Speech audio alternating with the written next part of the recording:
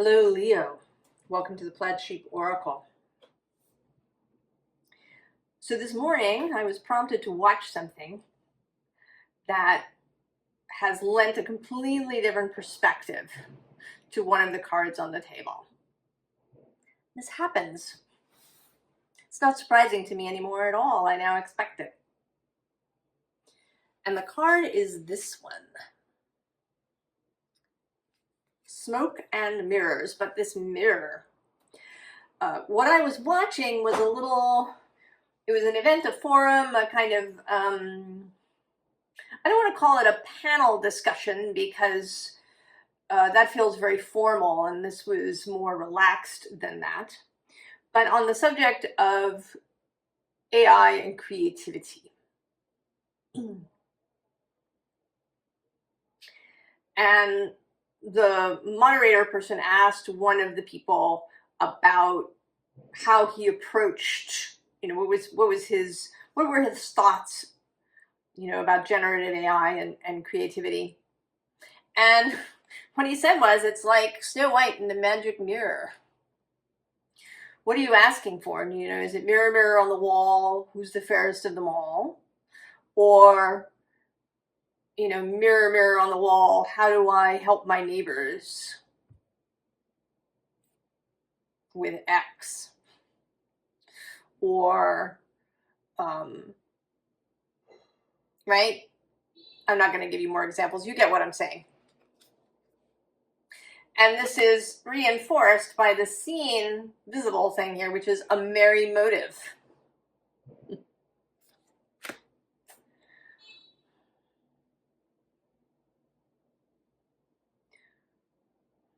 What are your motives? What underlies your choices? Is there something fear-based under there? Is there something avaricious? Something anxious? Or something expansive? Something curious? Something discerning? That was something else that I saw a little bit of, this notion of expression. And what does it mean to be authentic? And that it doesn't mean that you just say everything that occurs to you at any moment. That it is possible to be honest about what you believe and your values, but not to just say everything that you think all the time. To have discernment.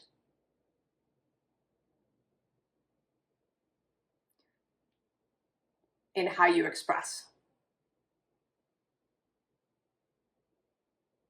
And I think that can apply in art as well. Discernment in the creation of a piece of art. This merry motive. Now the underside here is a higher view.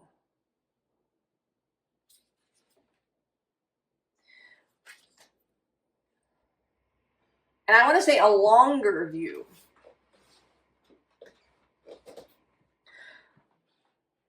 When you express something, when you move towards something, when you attempt to manifest something.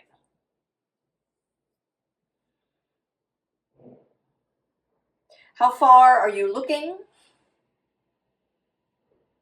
Is this solving an issue of just of this very moment? Is there a broader perspective? How will it interact with other things? Another one of the panelists this morning is an engineer. She works in New York City. And she's a building engineer. So people consult with her when they want to build something. New York is an incredibly dense space.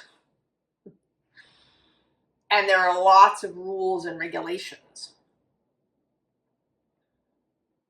So how do you decide? Engineering turned out to be, as she discovered, a much less black and white field than she had anticipated.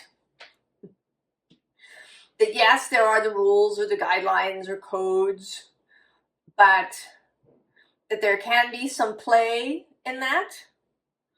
And how does something benefit the surrounding area? If you have a choice of maybe two different types of foundation for a building, maybe one will be better for the neighbors in some way, or better for the city as a whole, or for all the stuff that happens underground, whatever it is. That you have discernment in this wider way.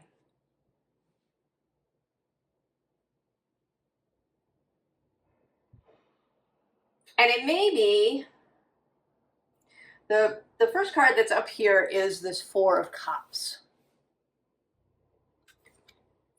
This not knowing what to choose, maybe not even seeing the options. Maybe it's not even seeing the options. The bottom here is this Three of Swords.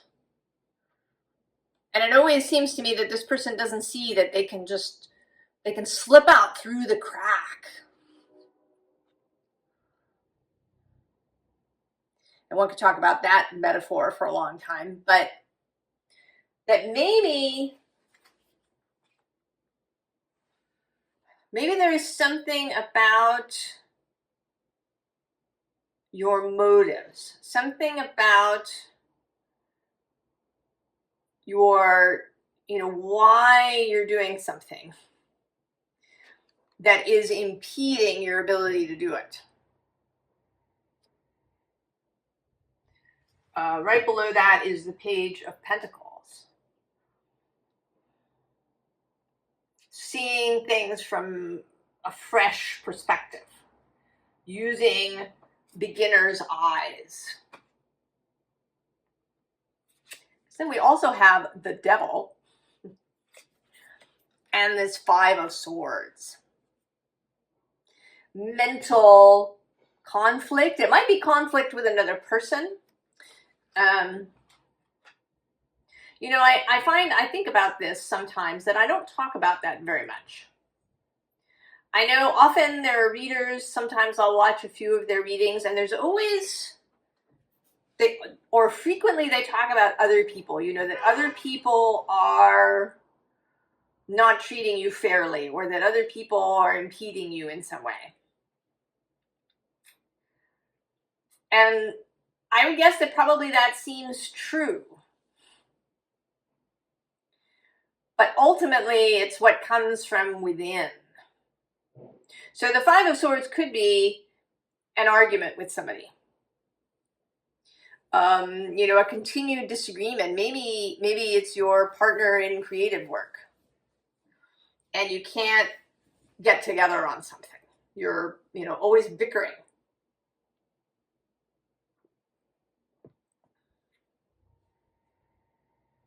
Or it can be internal, the way that you bicker with yourself.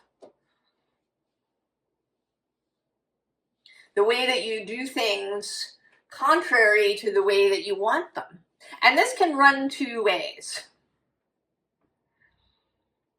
It may be that you want something and it's really great and it's your heart's desire, but you do a lot of things in contradiction to it because your nervous system's capacity is low, or any of those kinds of reasons. But it can be the other way too. That maybe there's something that you've been trying to accomplish that is actually in direct or in some direct opposition to your own values. And that your conscience, your better angels, as we say, are getting in your way.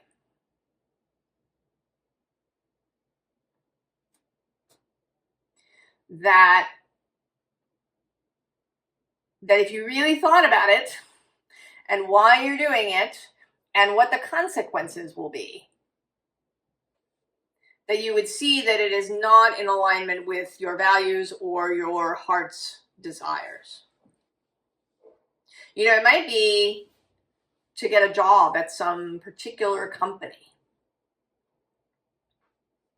but that the company has values that, that maybe you're not really in alignment. I mean, maybe you even had an offer from a company,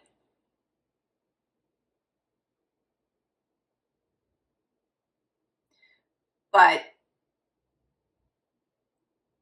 you know, and it sounds really good, and maybe you feel like, or it might not even, you know, be values. It might be what you really want to do.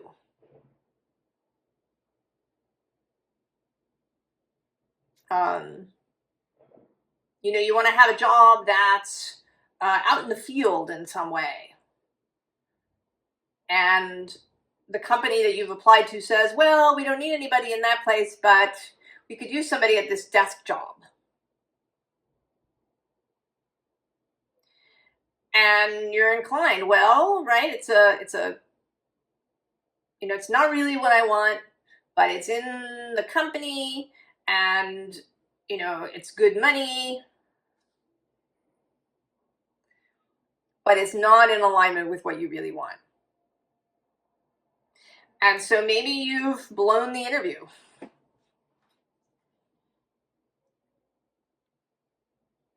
Not on purpose, but because some part of you is, no. So this can kind of go in either direction.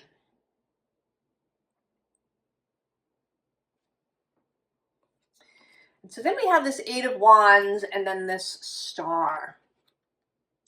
And how this feels to me is that maybe you've lost sight of the Star in some way. There's clouds, metaphorical clouds. They might be made of financial concerns or, you know, concerns overall about the economy, even if your finances are fine, or I don't know, whatever these clouds are made of, so that it's occluded your star, right? That's a little bit of this smoke and mirrors.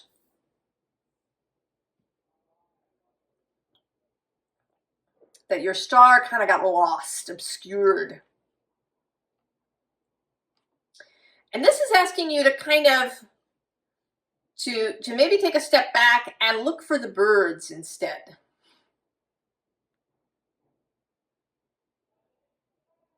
Something maybe a little closer to home, something that's not so distant as the star.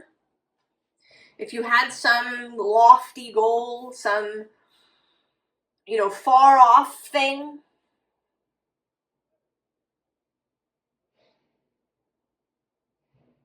or maybe a sense of, you know, of absolute integrity at all times that feels unreachable in the moment.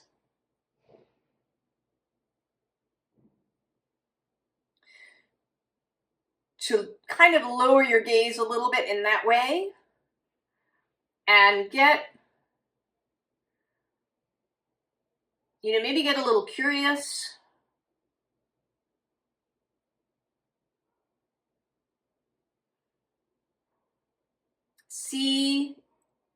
See the guidance that's a little closer than the star. The small things, maybe synchronicities and you know, little things that attract your heart.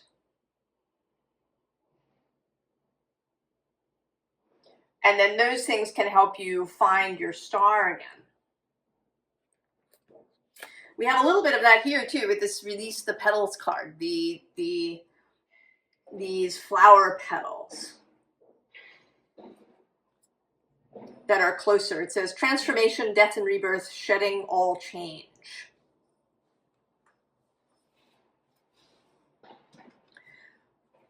Maybe it's thinking about the little changes that you want to have happen. You know, if there's some big thing that you're hoping for, what are the little things that are involved in that? You know, if you have this completely new life that you're aiming for, what are some of the smaller parts of that? You know, is it how you relate to your friends? Is it maybe what you're eating? Is it how you move your body? Right? The closer things. The bottom card here is plant yourself here. Integration, embodiment, grounded action. You know, coming back to first principles, coming back to the smaller things in order to reorient yourself. Because it might be about overwhelm. It might be that you kind of launched yourself into something because it was really exciting. And then you found yourself floundering because it was too much.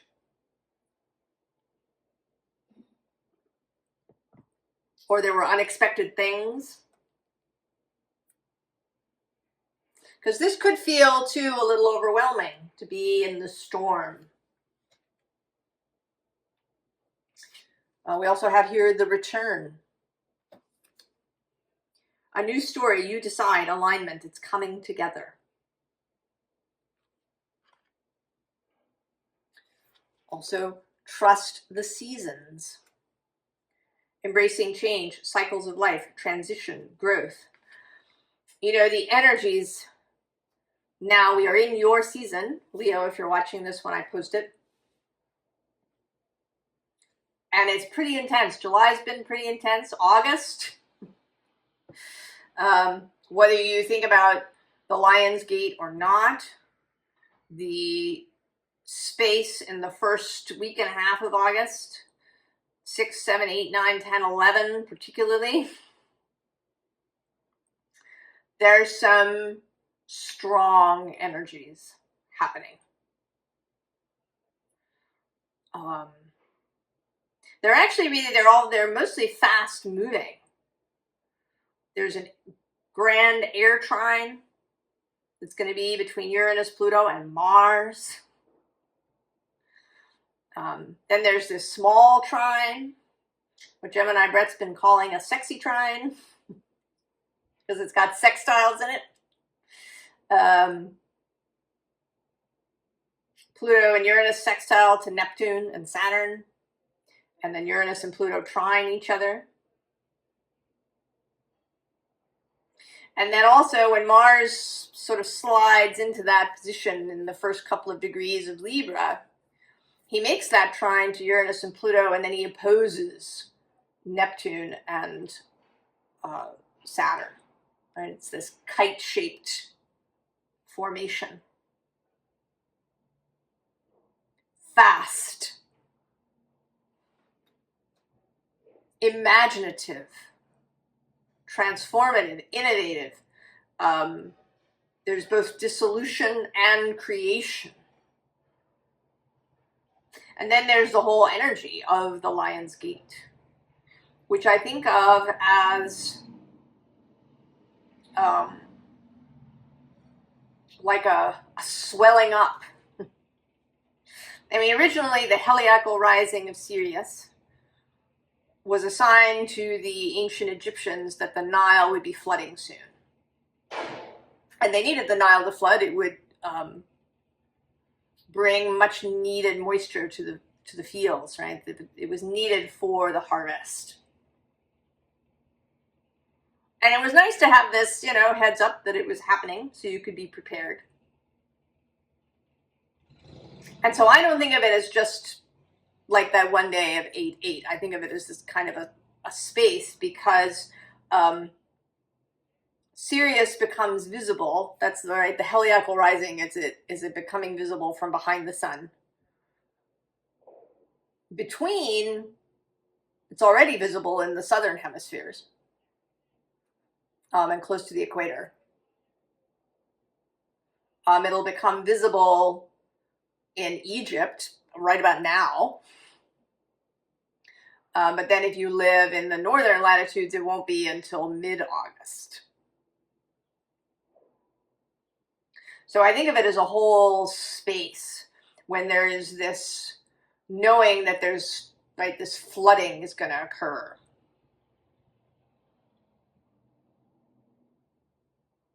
And it's a good flooding. It's a flooding that allows for growth. But it could be, right, it could be overwhelming. And this year, there also happens to be this kind of major set of aspects that are happening in the sky at the same time.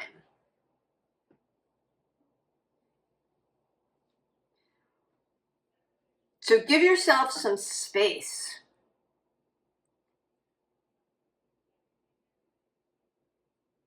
Pull back, perhaps, if you've been in a real rush forward.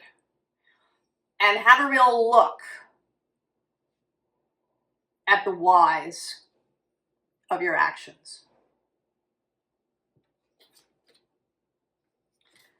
We also have Mother Rose. Returning to each other, compassion, humanity. Did you maybe lose touch with people?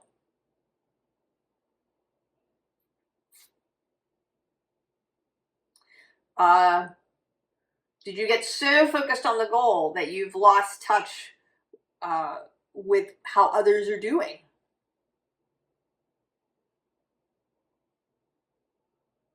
If you have a creative team, have you been pushing them in your headlong rush?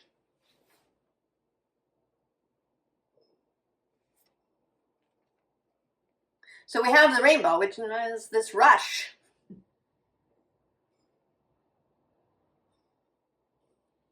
But right below it is the smoky mirror. And I think that this is sort of,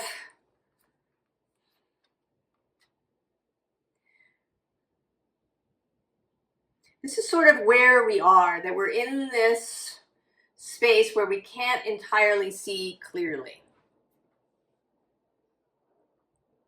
And this has been, I mean, here in the United States, also in Canada, the wildfires are creating all this smoke. And it's really dense over kind of the northern Midwest, and there's been some of it here down the East Coast.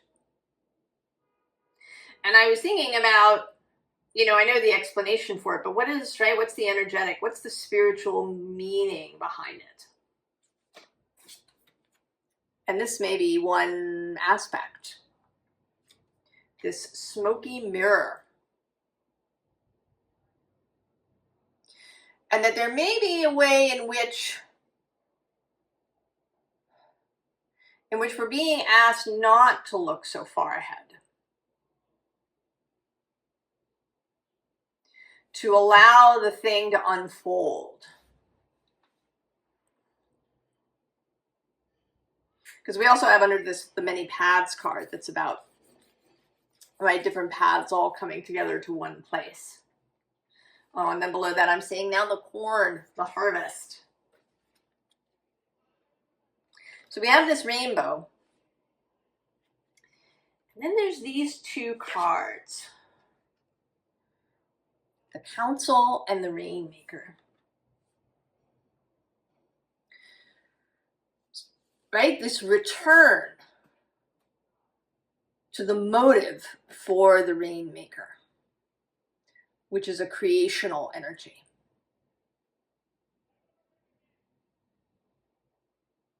Coming back to the heart.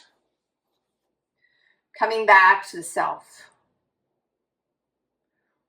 Why are we doing what we're doing?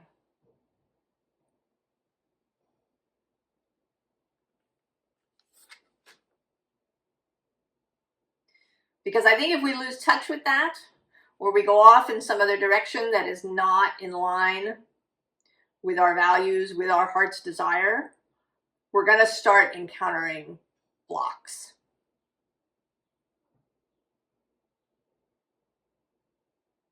And all the dancing in the world isn't going to make it rain.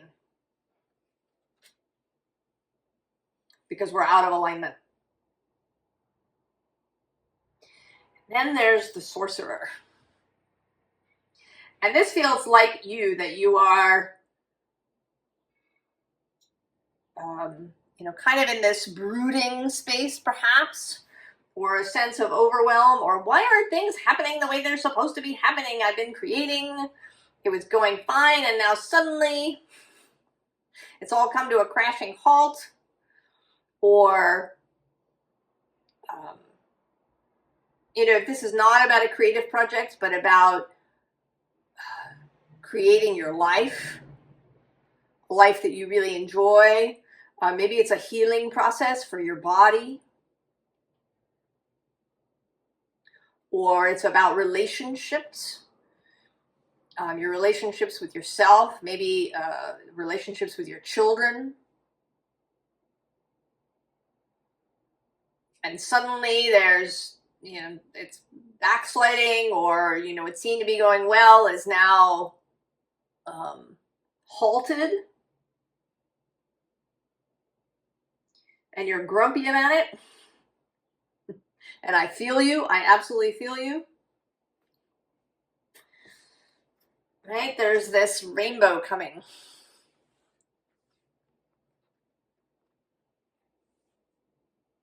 At you.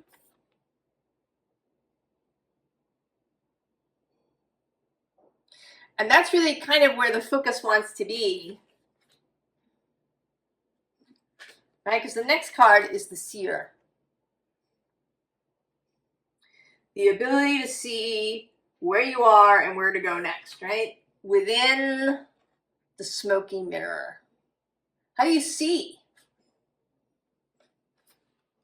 Right? The seeing with the heart.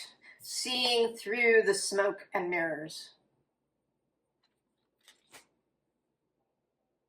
that exist now, both figuratively and possibly literally.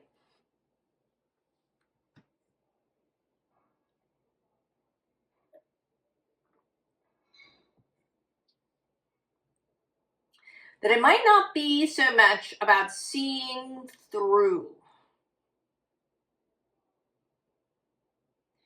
That it's about holding the vision until the smoke clears.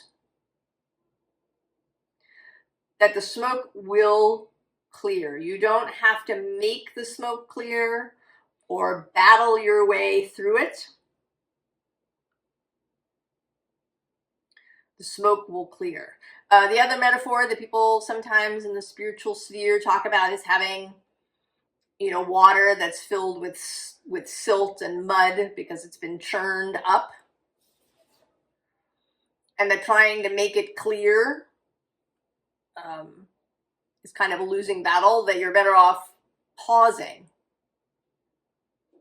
and allowing that stuff to settle. And then the water will clear naturally in that peaceful space.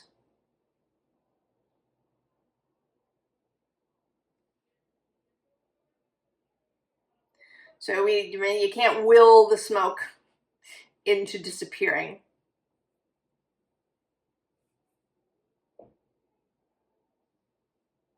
That it's about returning to first principles, returning to your values, returning to the heart space.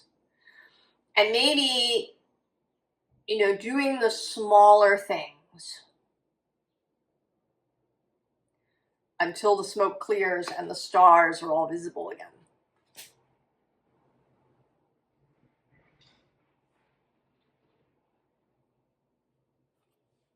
And then we get the Magus. Right? That creator, your creator self. And below him, we also have death and art, which is the Temperance card. And in this deck, especially alchemical. the process of bringing things together. So in that panel thingy that I was watching, they also discussed what does intelligence mean? And I liked their definitions, and mine would be that intelligence is the ability to synthesize information. So it's not about knowing stuff, knowing facts, or knowing how to do algebra or trigonometry. It's about the ability to see and be able to understand and to synthesize what is in front of you.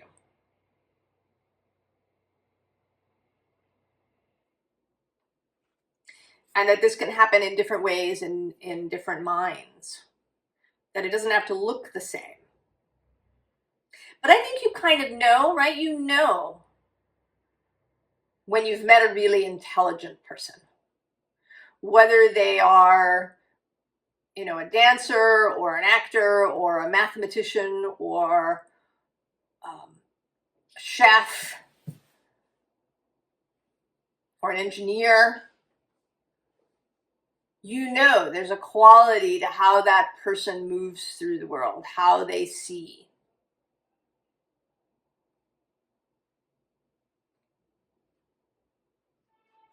And some of it is this ability to take disparate elements and combine them. Below that, we have the Ace of Pentacles, the new thing that's wanting to come into being. The bottom of the deck, Three of Cups, abundance. So we have interference, the smoke, the clouds. But then we get the sun. The sun is coming out.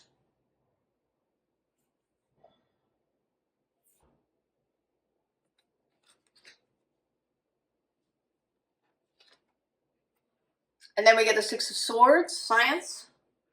That's some of that clarity of thought. And it's a little bit of this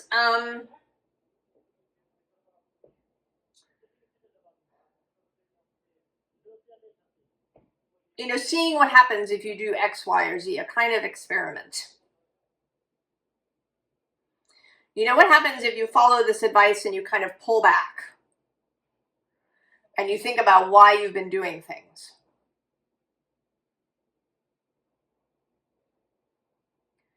And then you pause and you reconsider and you recenter. What happens? And then we get your card. Strength, lust in this deck. Coming back to that desire, the heart's desire. What are your heart's motives? Formal advice. Two of Wands, dominion. Not so much dominion here, but kind of back to the beginning, right? The Two of Wands is the beginning. You had the idea, that core of why you do what you do, the Ace of Wands, the inspiration for whatever path you're on, and kind of coming back to the two. Below that is the Tower, and not so much, this Tower generally doesn't seem to me like destruction, but like incoming information, right? This bolt from the blue. Also, it often looks like a river to me. So something is incoming. Below that, actually, we have Valor. And then a repeat of Alchemy. And the Magician. Oh, and I'm seeing just now the Sun. All showing up again. The bottom of the deck, the Emperor. Now he is a person who knows his own mind.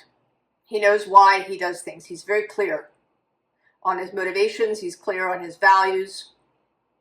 He's clear on his desires. He knows what is his to do and what is other people's.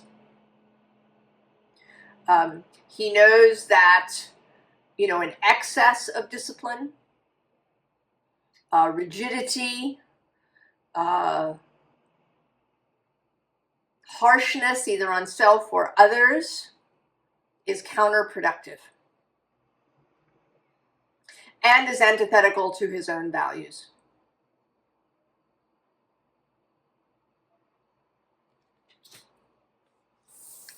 So really the advice, happiness. Right? Coming back to those wishes. And holding the faith that they will be fulfilled. That in the spiritual realm they are fulfilled. Then the Three of Wands, the next step. Slowly, one at a time. Also virtue. That integrity, that knowing why you do what you do, is it in line with your values? And with your motives?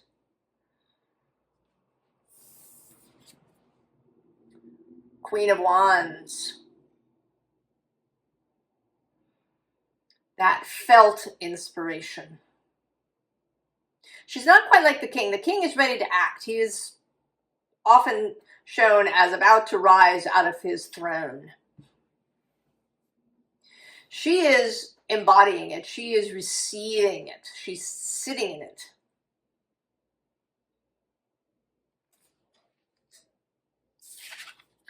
And then the Knight of Swords. That real clarity.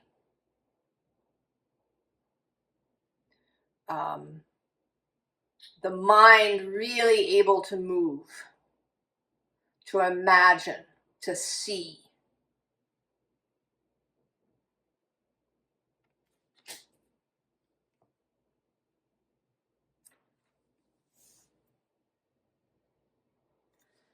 Kind of feeling, I did this the other day. Who did I do it with? I can't remember. I had this desire to pull an extra card.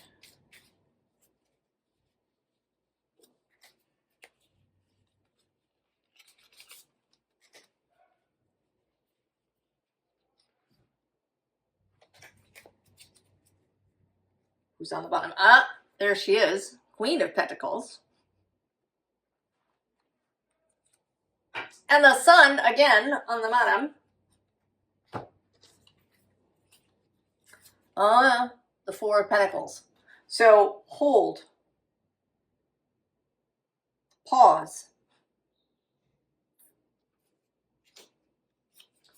The world until you get the signal to move. Right? You're holding until you get, and then there's the Eight of Wands.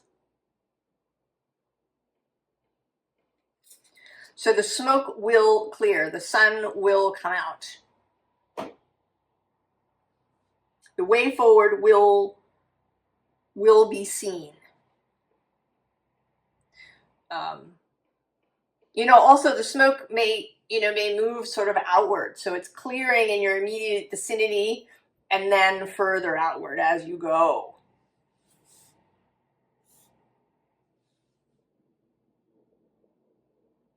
So take the time to figure out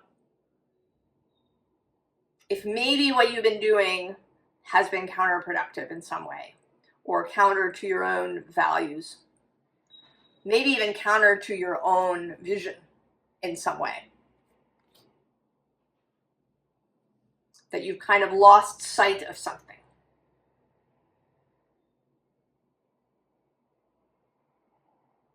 and allow the universe to move, allow the smoke to clear.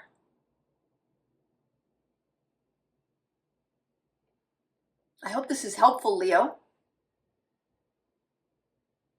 I hope you're having a really good Leo season and that you will feel energized and enlivened and inspired